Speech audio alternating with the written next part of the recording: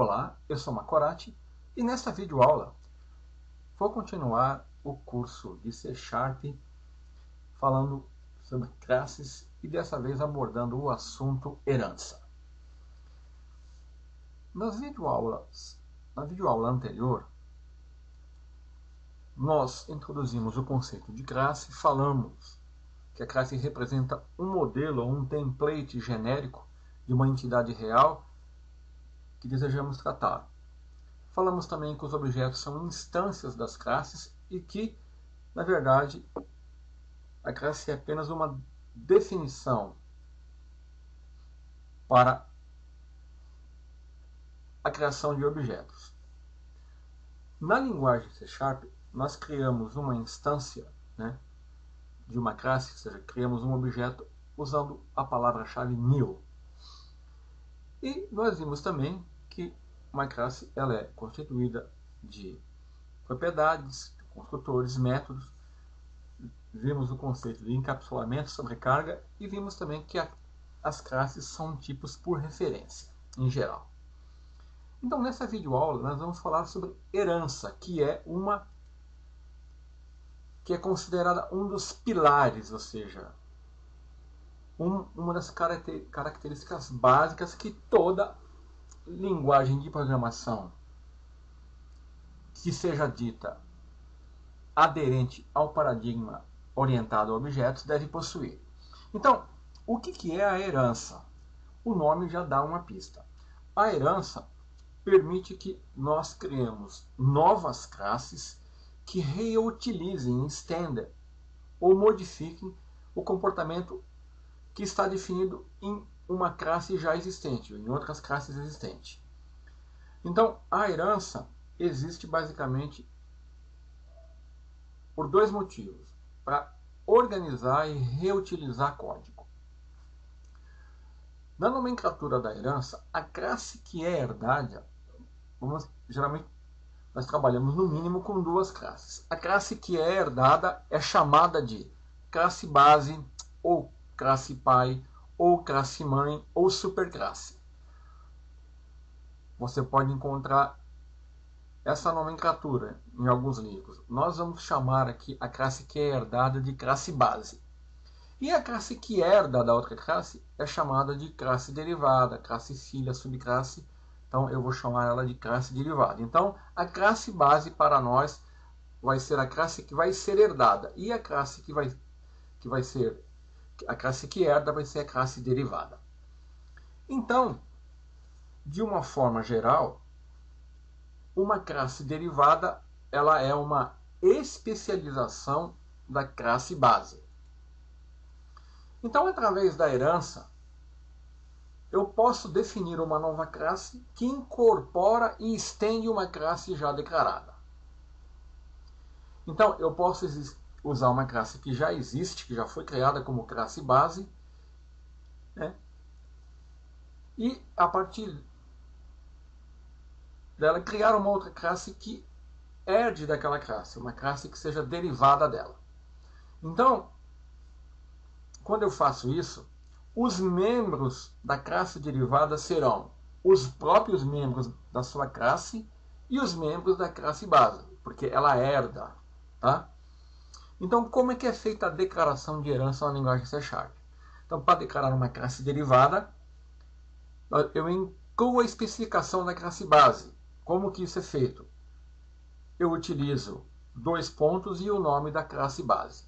Então, eu tenho um exemplo aqui, class, nome classe derivada, dois pontos, nome classe base. Então, aqui eu estou definindo o mecanismo da herança, aonde nome classe derivada é a minha classe derivada, dois pontos é a especificação, a indicação da herança, indicando que essa classe herda da nome classe base. Por exemplo, se eu tenho uma classe pessoa jurídica que está herdando da classe pessoa, aqui eu tenho uma declaração de uma classe pessoa física que está herdando também de pessoa. E aqui eu tenho uma declaração de uma classe aluno que herda de pessoa física. Então, a classe derivada, ela estende a classe base. Vamos ver isso, um exemplo disso na linguagem C Sharp. Vamos aqui abrir o Visual C Sharp 2010 Express Edition e criar um novo projeto do tipo Console Application. Então, que eu vou chamar aqui curso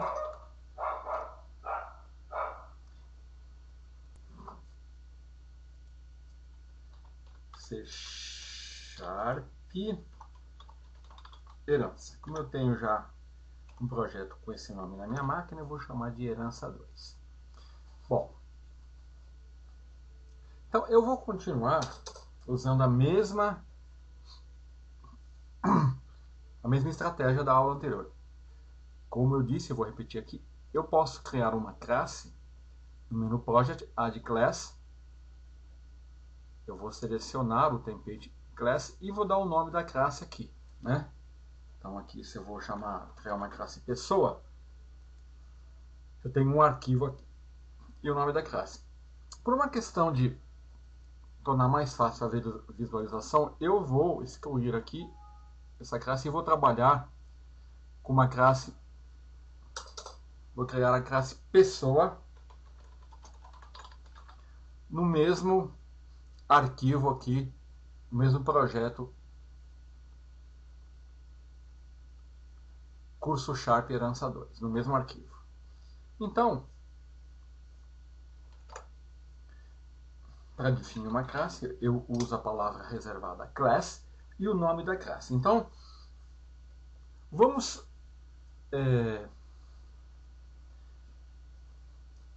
mostrar o porquê de usar a herança. A herança, geralmente, ela é aplicada quando eu quero fazer a reutilização de código, quando eu quero reaproveitar e quero organizar meu código. Então vamos supor que você seja um programador que trabalha numa empresa e que tem que desenvolver um programa que trate com clientes. Bom, então você tem, de forma geral, dois tipos de clientes: pessoa física e pessoa jurídica. Você pode criar uma classe, né, chamada cliente, e nessa classe definir as propriedades, né, dos clientes, como o nome, né? Então,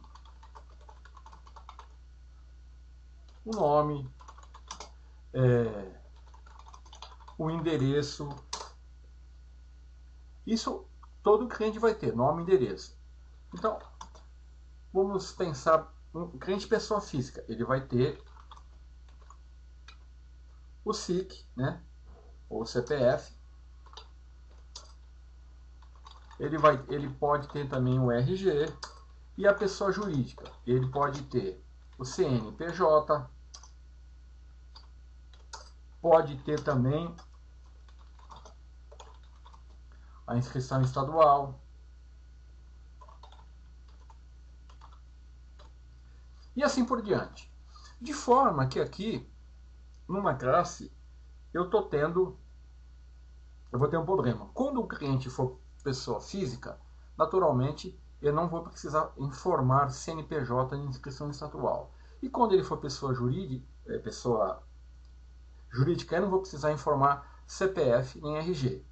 Agora, então eu estou definindo recursos da minha classe que não vão estar sendo utilizados dependendo da situação. Então, olha, eu posso otimizar isso, eu posso organizar isso de uma maneira que eu consiga fazer uma organização melhor, obtendo naturalmente com isso um ganho de desempenho, né, dependendo da complexidade do sistema. E para fazer isso eu uso a herança. Então, na herança, neste caso, eu posso trabalhar da seguinte forma: eu posso definir uma classe pessoa que contenha o que é comum, nome e endereço. Todo cliente tem nome e endereço. E depois eu posso criar uma classe pessoa física que herde de pessoa. Então, a pessoa é a minha classe base e a pessoa física é a minha classe derivada. O mecanismo de herança é o dois pontos e eu tenho que indicar que a minha classe base herda da classe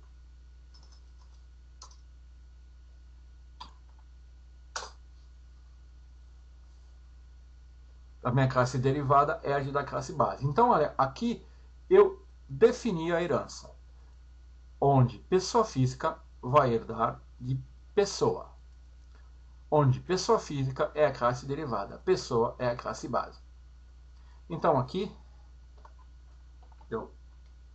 pessoa física, ele vai ter CPF e RG.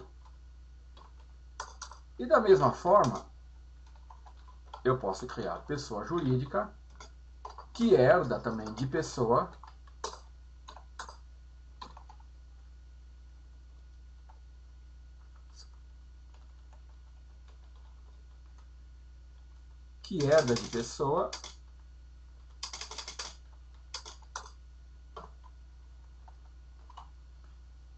aonde eu tenho as propriedades que são somente de pessoa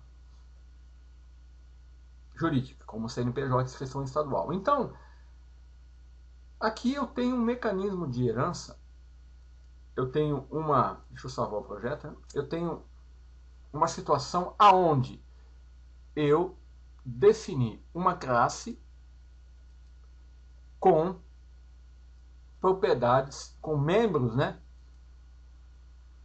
que são comuns. E aqui eu defini uma outra classe, pessoa física, que é uma especialização de pessoa. Ela vai conter, pessoa física, ela vai conter, como nós dissemos aqui, que os membros da classe derivada são os membros da própria classe, nela declarado, e os membros da classe base, que no meu caso aqui, os membros da classe derivada são CPF, RG e nome e endereço. Nós vamos ver isso quando eu for instanciar a classe. Então, e a pessoa jurídica é a mesma coisa. Então, nessa situação, eu tenho três classes. Pessoa jurídica herda de pessoa. Então, pessoa jurídica, ela é a classe derivada e pessoa a classe base. Então, quando eu for criar uma instância da classe, nós já vimos isso, eu vou usar o operador new. Então, vamos criar uma instância da classe pessoa física. Vou colocar aqui Macorati, uma pessoa física, né?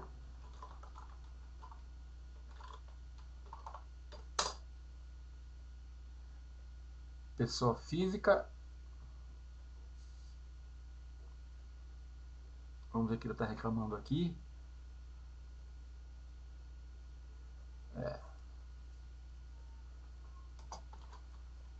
Faltou o new. Com isso, eu criei uma instância da classe pessoa física, através da criação do objeto Macorati.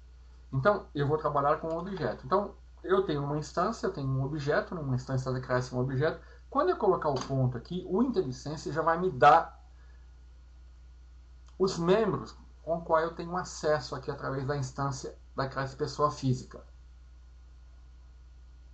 Então, olha aqui, ó.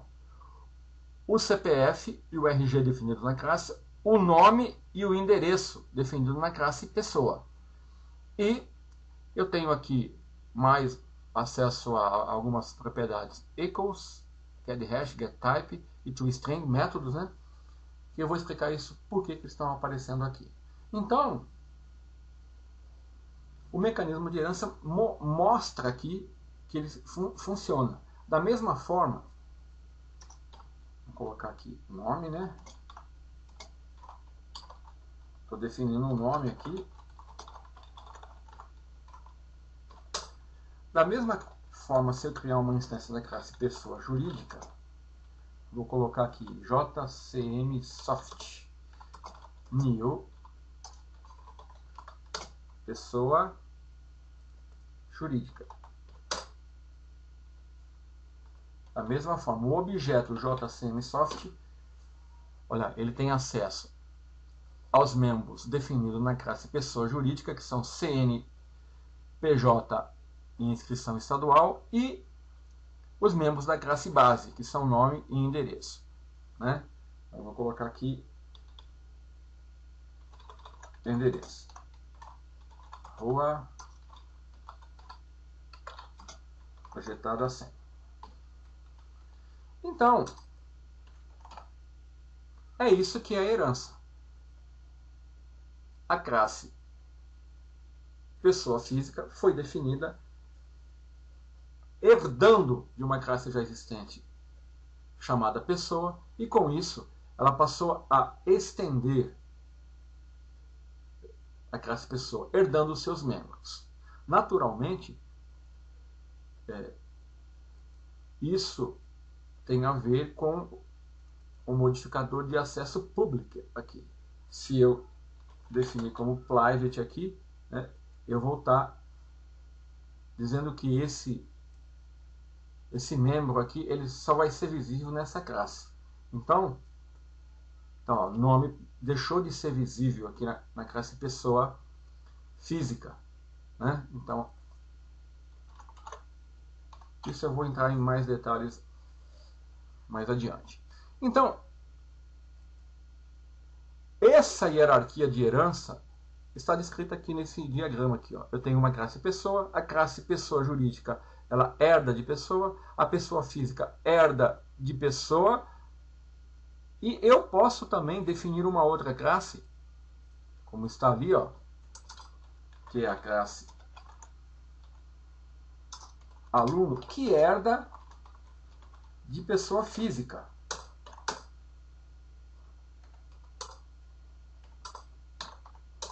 E aqui, ó, eu vou definir aqui uma public string de matrícula, que é uma propriedade do aluno. O aluno tem uma matrícula. Como ele herda de pessoa física, ele vai ter um CPF e um RG. E como pessoa física herda de pessoa, ele vai ter também nome e endereço. Então vamos ver. Vamos criar uma instância, né, de aluno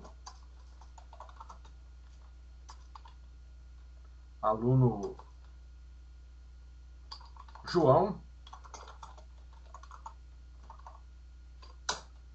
Então, ó, João, que é o objeto, olha aqui, ó, ele tem acesso ao membro, que foi definido na própria classe aluno.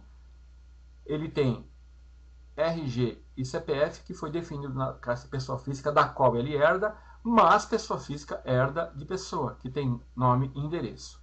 Então, vamos definir matrícula aqui.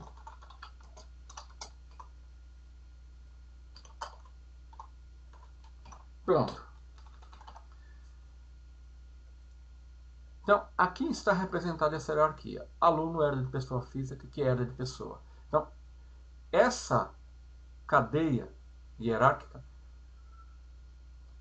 também faz com que os membros de pessoa e de pessoa física sejam herdados por aluno, que herda de pessoa física, que herda de pessoa. Então você pode imaginar a ramificação dessa hierarquia dependendo, né, da sua herança, da sua estratégia de herança. Então você tem que tomar cuidado com isso. Então, vamos então executar, vamos escolher aqui uma classe, vamos escolher essa aqui, né? E eu vou executar aqui, console, criei uma instância da classe aluno.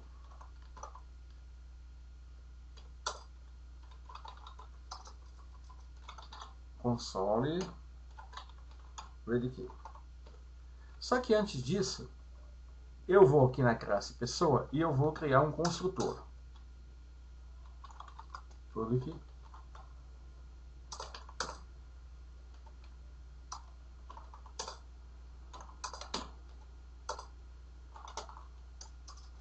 console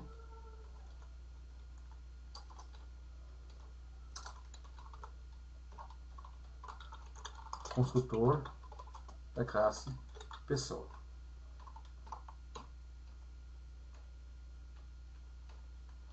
Vou fazer a mesma coisa com pessoa física.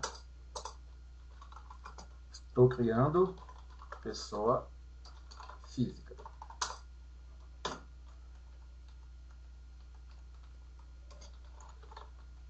E pessoa jurídica. E aluno, né? Pessoa jurídica eu não estou usando. Aluno. Classe aluno.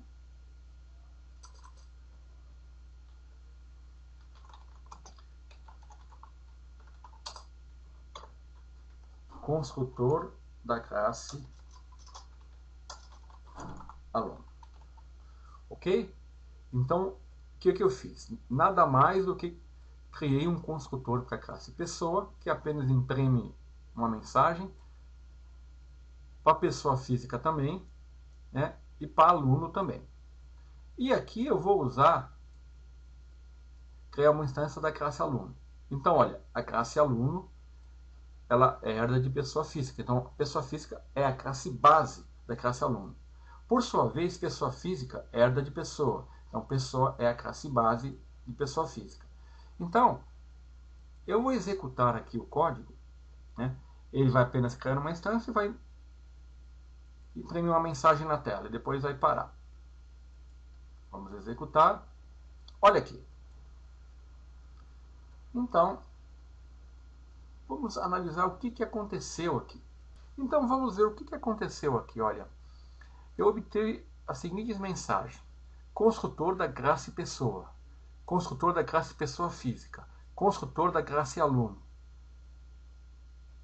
Criei uma instância da classe pessoa.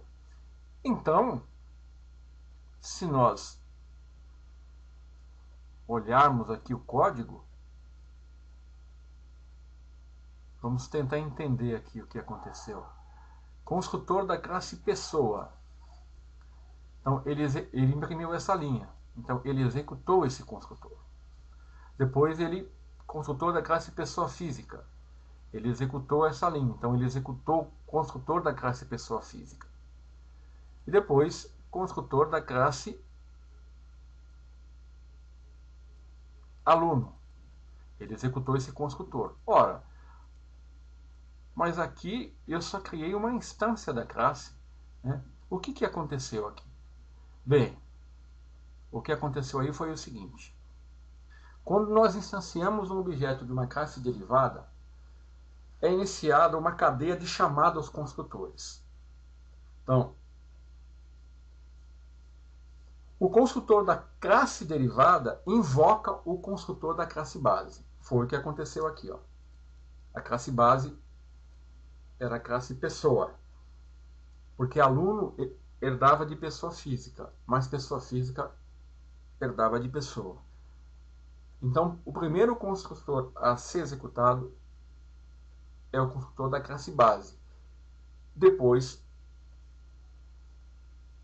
da classe base de pessoa física, da classe base de aluno e depois o construtor da classe. Então, nós podemos concluir que sempre que nós criamos um objeto de uma classe derivada, nós estamos também criando objetos da classe base. No caso aqui, classe pessoa física. E os membros eles são acessados como se estivessem sido declarados na classe derivada. Né? No caso, ó, eu já mostrei isso aqui. Então, é isso que eu queria chamar a atenção. Quando eu executei esse código aqui, ó, criei uma instância da classe aluno, o que aconteceu? A classe aluno, como ela herda de pessoa física, ela chama o construtor da classe pessoa física, que por sua vez chama o construtor da classe pessoa, que é a classe base da hierarquia. Então ele executa esse construtor, depois esse construtor e depois o construtor da própria classe aluno. Então isso é importante, porque dependendo da hierarquia eu vou ter toda uma chamada de construtores sendo executada. Ok? Bom, como eu já mencionei, na linguagem C#, tudo são objetos. Então, todas as classes são derivadas da classe objeto, mesmo se elas não tiverem a especificação.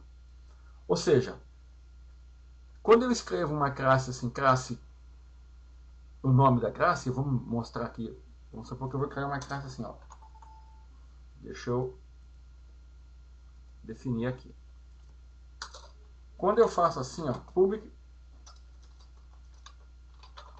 class test. Então, public string test. Bom, quando eu faço isso, implicitamente, essa classe aqui, ela herda de objeto. Essa semântica ou essa é a mesma coisa. É por isso que quando eu vim aqui na instância, no objeto João que foi criado, além dos membros definidos na hierarquia de classe, eu tenho acesso aos métodos equals, getHashCode, getType e toString. De onde vêm esses métodos? Da classe Object. Então, na verdade, além da herança que eu posso definir, a herança implícita é que todas as classes herdam da classe Object. Tá? Então, sobre esse aspecto, nós podemos dizer que todas as classes são derivadas. Ou seja, todas as classes são derivadas ou da classe Object ou de outra classe, dependendo do que eu for definir. A linguagem C# ela tem uma característica com relação à herança. Ela não suporta, não aceita a herança múltipla, não dá suporte, apenas herança simples. O que significa? Significa que na declaração, na especificação da classe base, eu só posso ter uma única classe. Tá? Então, essa definição, public class, aluno, pessoa física, ela não existe. Então, vamos dizer aqui que eu quero dar aqui de pessoa física. Isso aqui, se eu construir a solução, ele vai falar, ó, cannot have multiple base class. Tá? Eu não posso ter mais de uma classe base. Então, é o mecanismo da herança simples. Agora, vou falar sobre um recurso interessante. Embora uma classe possa herdar diretamente somente de uma única classe, então não existe limite para o nível de derivação. Foi o que aconteceu aqui, olha. Aqui eu tenho que... Deixa eu remover isso aqui, né? Opa, removi errado. Que aluno herda de pessoa, que pessoa física, que por sua vez herda de pessoa. Eu poderia ter criado uma outra classe aqui.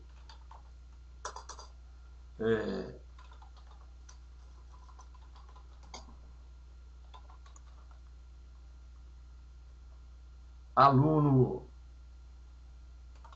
infantil herda de aluno, né?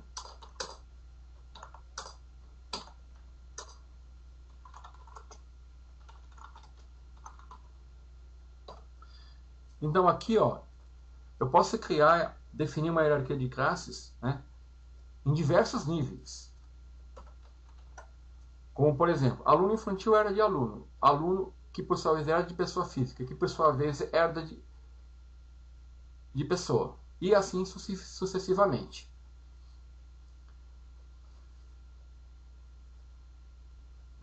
Vamos falar agora então de um outro recurso interessante. Bom, quando uma classe herda de outra classe, ela não pode excluir um membro que foi herdado de outra classe. Então, por exemplo, a classe aluno infantil aqui, ela não pode eliminar o membro matrícula, porque ela herdou esse membro da classe aluno. Mas existe um recurso que significa a ocultação. Eu posso ocultar um membro de uma classe base né? Se eu não desejar utilizá-lo. Então, para fazer isso, né, para ocultar um membro herdado, basta declarar um novo membro com o mesmo tipo e mesmo nome. Por exemplo, vamos supor que eu tenho aqui, ó, vou trabalhar até aqui com esse nível. Deixa eu remover isso aqui. A classe aluno, pessoa física. Então, vamos supor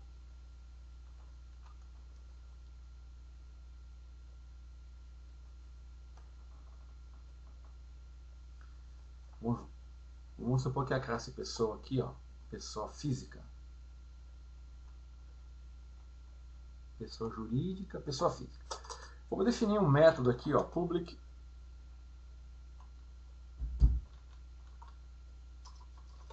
string descrição. Esse método é um método que ele, apenas para a gente testar, ele apenas fala assim, ó, sou o método descrição da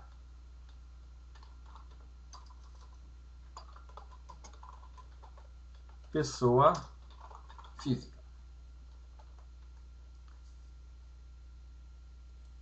O que ele está chiando aqui? Ah, tá, ele tem que retornar um valor. Então vamos lá, agora eu vou retornar isso aqui. Retorno. Pronto. Então esse método vai retornar essa string aqui. Então, quando a classe aluno herdar de pessoa física, o que vai acontecer? Olha só. Ele vai, naturalmente, herdar um método de descrição. Ele vai poder utilizá-lo aqui. Eu vou poder escrever assim, né? João, descrição. Certo? Agora, imagine que na minha classe aluno, eu não quero utilizar o método descrição. Eu quero ocultá-lo. Para fazer isso, basta eu criar um método com o mesmo nível de acesso, mesmo tipo. São o método de descrição da classe aluno. Naturalmente, aqui seria um método que faria uma coisa mais relevante. Então, fazendo assim, a hora que eu compilar,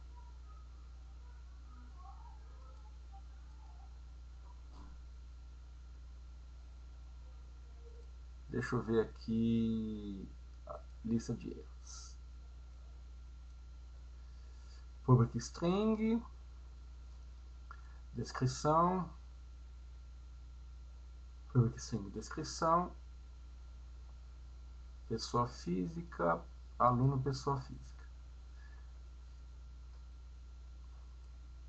Então, eu vou escrever aqui, console, writeline, e aqui ele vai exibir o método de descrição. Vamos executar, vamos checar aqui a sintaxe, né?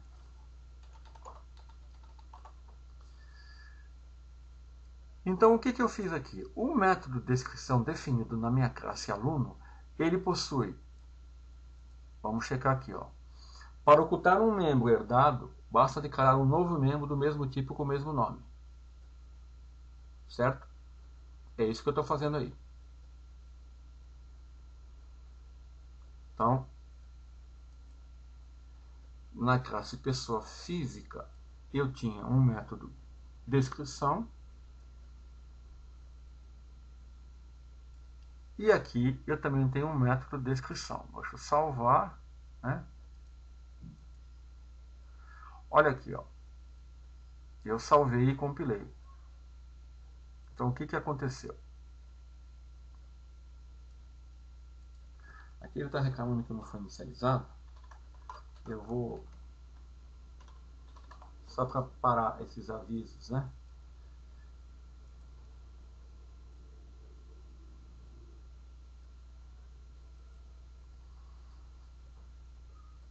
Deixa eu comentar a pessoa jurídica aqui, né, para não atrapalhar o nosso...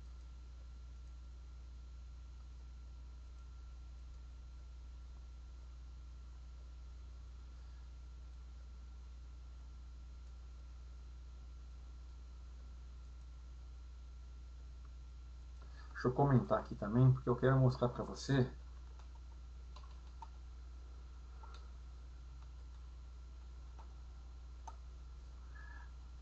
somente o warning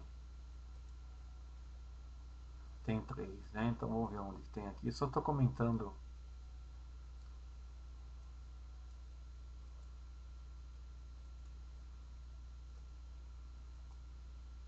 Tá.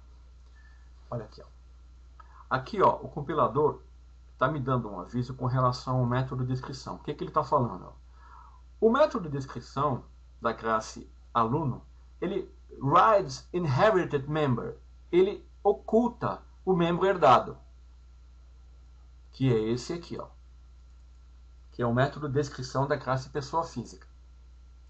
E ele está me falando o que eu vou explicar aqui, ó. Para o compilador saber que você quer ocultar um membro, você deve usar o modificador new.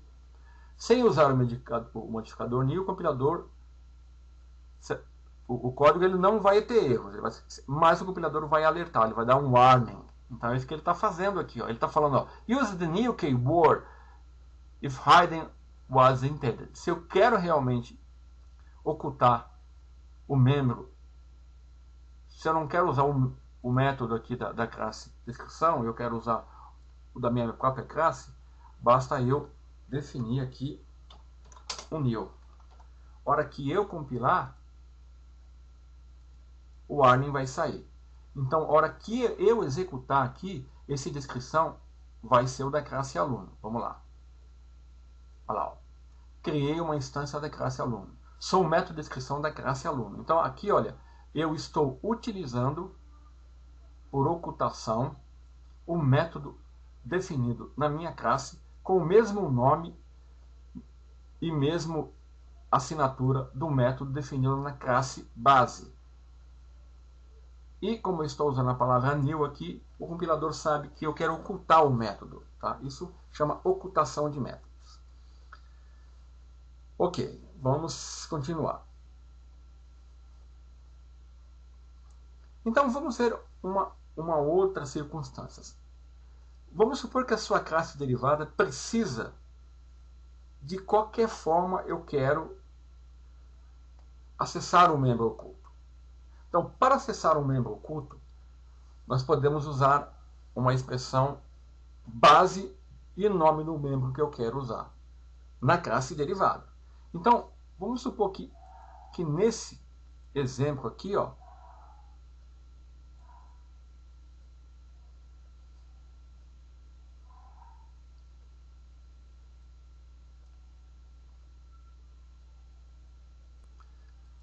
vamos supor que eu quero usar aquele método de descrição. Então, olha, eu vou criar aqui um novo método, né? Mostrar. E aqui eu vou retornar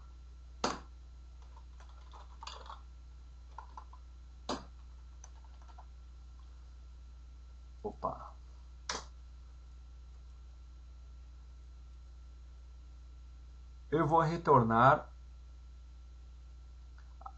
o método descrição, mas da classe base, que vai ser da classe pessoa física. Então,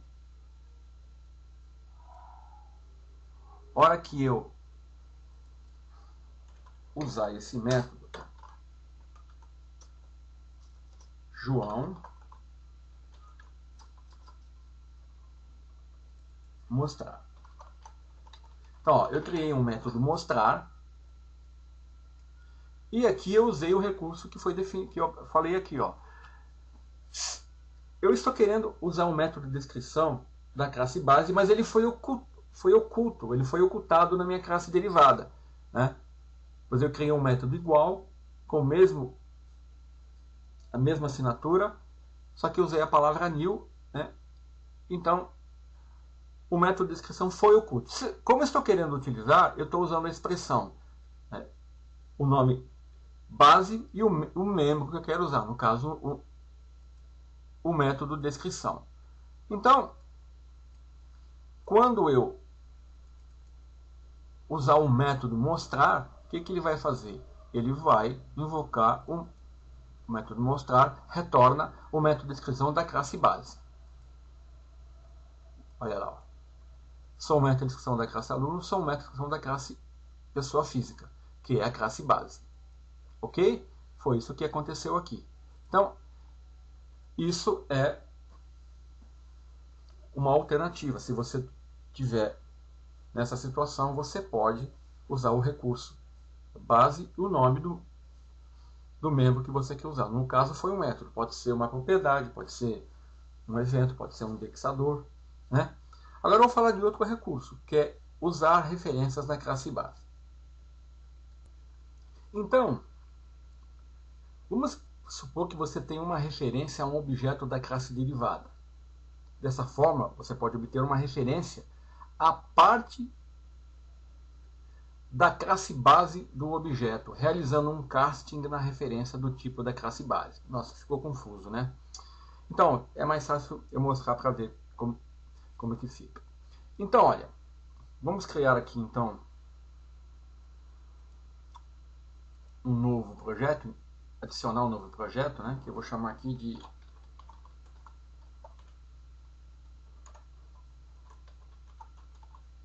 exemplo 2. Para ganhar tempo aqui, eu vou já copiar o código, né? Opa, copiar o código aqui da classe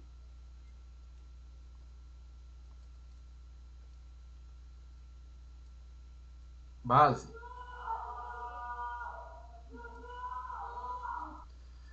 Eu vou copiar aqui. Pronto. Então aqui, ó, eu tenho uma classe, né, que eu chamei de minha classe base, onde eu tenho uma propriedade, ó. Deixa eu remover essa palavra aqui, né? E minha classe aqui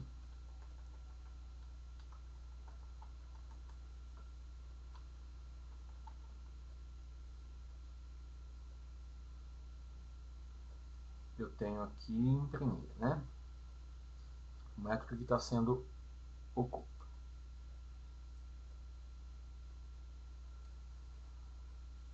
Bom,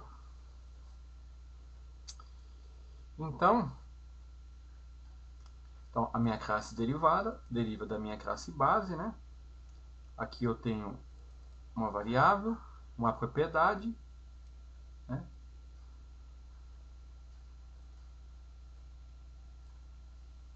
Que está ocultando essa propriedade aqui. E esse método também está ocultando esse método aqui. Então,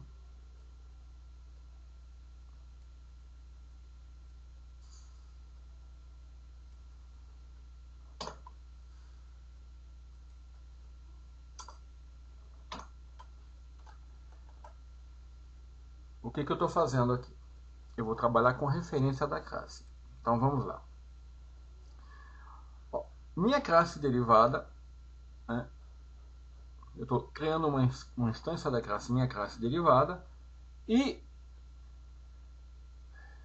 também estou criando uma variável da classe e eu estou fazendo um casting aqui, é uma conversão, onde a classe derivada, que é do tipo classe derivada, eu estou convertendo ela para o tipo da minha classe base. Então, na primeira linha, eu estou declarando e inicializando a variável C derivada, que contém uma referência a um objeto do tipo minha classe derivada. A segunda linha declara uma variável do tipo da classe base e faz um cast na referência da classe derivada. Então, o que vai acontecer com isso? A referência à parte da classe base vai ser armazenada na variável cBase. E a referência à parte da classe base não vai poder enxergar o resto do objeto da classe derivada. Então, eu vou ter isso aqui, ó. Então, aqui que está o exemplo. Então, olha, eu tenho a minha classe derivada, ela vai ter acesso aos membros declarados nela e os membros da classe base. Então, a variável do tipo minha classe derivada, que é C derivada, a visibilidade dela vai ser todos os membros, tanto da classe derivada como da classe base. Já a variável C base, que sofreu um casting na referência da classe derivada, vai só enxergar os métodos da classe base. Então, se isso for verdade, a hora que eu chamar o método imprimir da classe derivada, né, ele vai imprimir da classe derivada. E quando eu imprimir da classe base, eu chamar o método imprimir da classe base,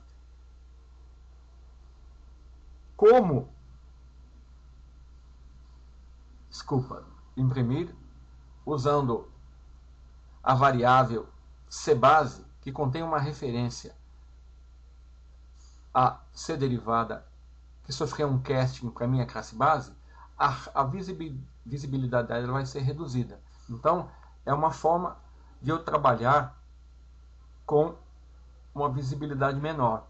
Eu faço um casting da referência da classe derivada para o tipo da classe base. Com isso, eu tenho a visibilidade somente restrita à classe base. Então, se eu executar o método, o programa aqui, deixa eu definir aqui, né, como o programa que vai ser iniciado, tem que ter um console write line aqui, né?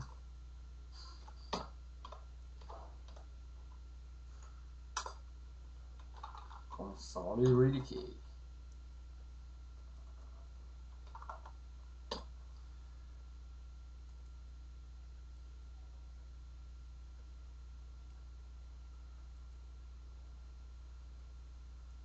Olha aqui, ó.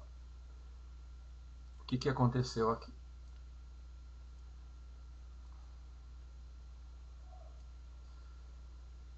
C derivada imprimir vai imprimir o método da classe derivada, porque ele está ocultando o método imprimir da classe base. E C base imprimir vai imprimir o método da classe base. Olha lá, foi o que aconteceu aqui. Isso ocorre pela referência. A referência da classe base que foi criada a partir do casting. Então, esse é um outro recurso que você pode usar. Vamos então mostrar uma outra característica das classes que envolve herança. Vamos supor que eu queira sobrescrever o método da classe base. Eu defini um método, vou dar um exemplo aqui, ó, public class classe base. Então eu tenho um método aqui, olha, chamado mostra texto, que vai imprimir uma string aqui, texto da classe base. E a minha classe derivada, que deriva da classe base, eu quero sobrescrever esse método mostra texto. Para mim fazer isso, eu tenho que trabalhar da seguinte forma. Eu tenho que usar a palavra-chave virtual. Então, a palavra-chave virtual, ela determina que um membro pode ser sobrescrito em uma classe derivada. Então, se eu quero sobrescrever esse método, eu tenho que definir ele como virtual. E quando eu for definir um método na classe derivada, eu tenho que usar a palavra-chave override. Então, a palavra-chave override determina que na classe derivada o membro virtual da classe base pode ser sobrescrito. Então, ambas as declarações trabalham em conjunto. Certo? Então, eu posso usar esse exemplo aqui também, ó. Public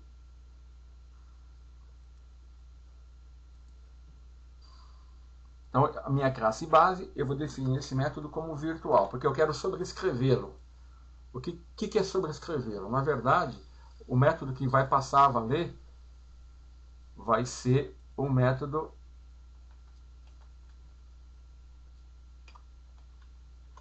da classe derivada.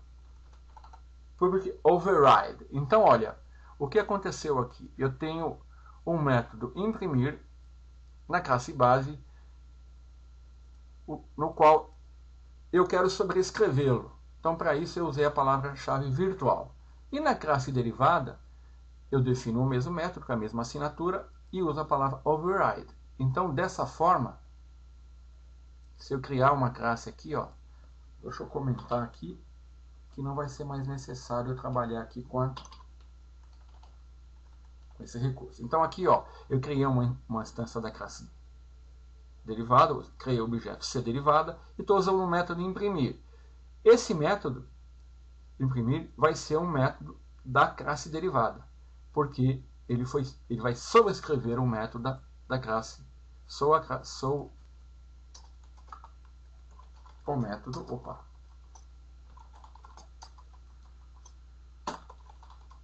da classe derivada. Então, a hora que eu executar aqui, olha lá, o método da classe derivada sobrescreveu no método da classe base. Então, isso é possível usando as palavras, os modificadores virtual e override.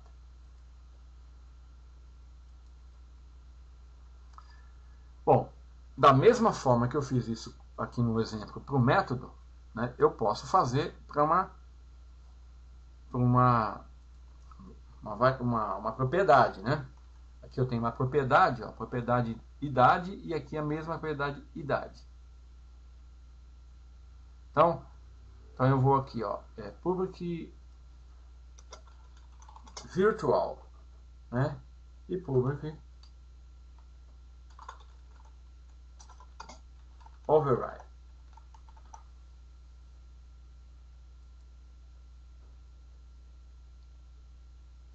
Deixa eu compilar aqui.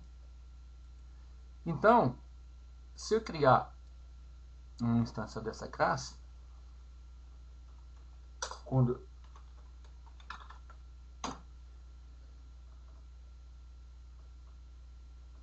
vamos imprimir aqui, né?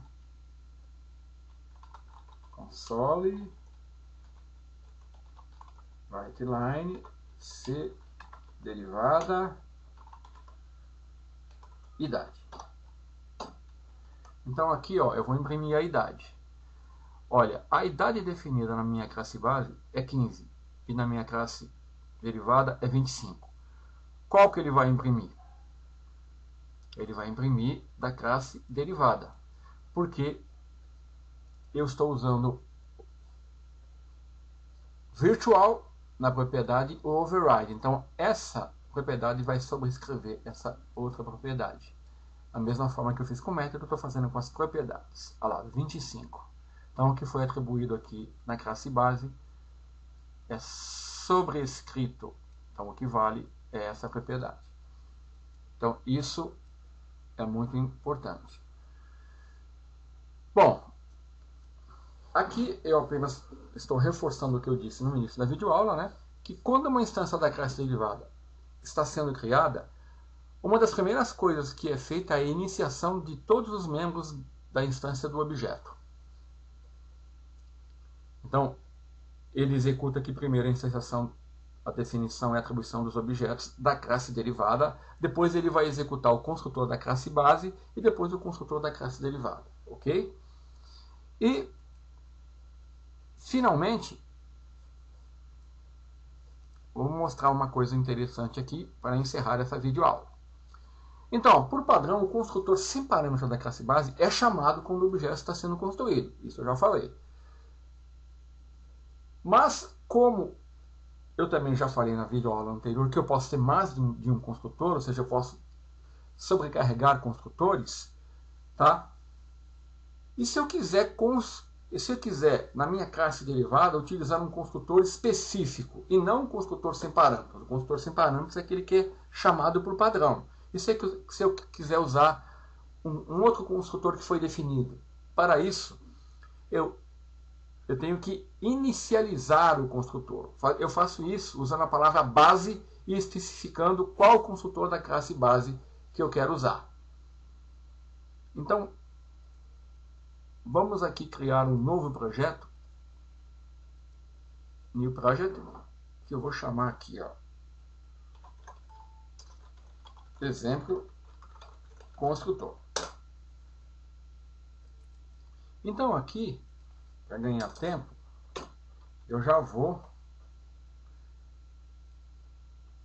definir aqui uma classe base, né, que tem uma propriedade e-mail, né, um construtor aqui padrão e um construtor aqui que eu estou inicializando o e-mail, tá? Construtor da classe base que inicializa o e-mail. E na classe derivada, eu tenho aqui duas variáveis, né? E eu tenho aqui um e-mail também, e eu tenho um construtor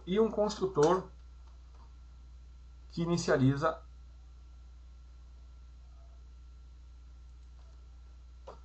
o nome e a idade. Então vamos supor que eu queira, quando eu criar uma instância da classe derivada, se eu não falar nada, ele vai executar esse construtor, mas eu quero executar esse. Então o que eu faço? Eu venho aqui no construtor que eu vou chamar e defino qual é o construtor que eu quero passar, definindo o parâmetro que ele vai receber. Então, quando eu criar a instância aqui,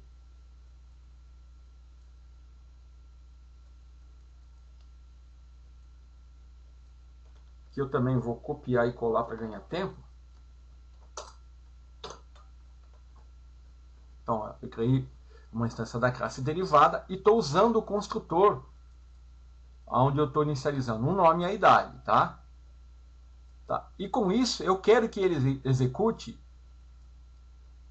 o construtor que inicializa o e-mail da classe base. Então, eu venho aqui, uso a palavra, os dois pontos, né?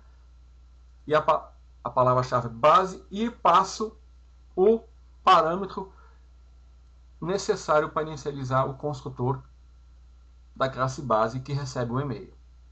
Então, aqui, olha, eu vou criar a instância e aqui eu vou mostrar que as três variáveis vão ser inicializadas. Ele vai chamar, eu vou até colocar aqui um breakpoint aqui e vou executar para você ver.